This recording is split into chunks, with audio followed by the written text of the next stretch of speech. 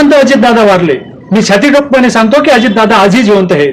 काही जण म्हणतात मुंबईवरून जेव्हा विमान निघालं तेव्हा अजितदादांच्या विमानावरती निळ्या रंगाच्या रेषा होत्या, परंतु प्रत्यक्षात जेव्हा बारामतीला जे विमान पोहोचलं त्या विमानावरती लाल रंगाच्या रेषा आहेत, म्हणून अजितदादांचा ऍक्सिडेंट झालेलाच नाही, अजितदादांचं ते विमानच नाही. काही जण म्हणतात की जेव्हा ऍक्सिडेंट झाला त्यावेळेस विमानाचा स्फोट झाल्यामुळे त्यातील सर्व जळून खाक झालं, परंतु त्या जागेवरती अजितदादांचे फाईलचे कागदपत्र पडलेले होते, ते सही सलामत होते, म्हणजेच ते नंतर टाकण्यात आले. अजितदादांचा अपघात झालाच नाही असे काही जणांचं म्हणणं आहे.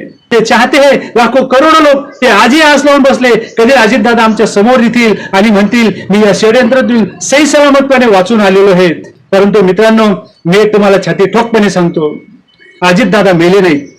कारण की अजितदादाला मानणारे तुमच्या माझ्यासारखे लाखो करोडो लोक आजही जिवंत आहेत, ज्यांच्या हृदयामध्ये अजितदादा आजही जिवंत आहेत. म्हणून अजितदादा मेले नसून आजही जिवंत आहेत.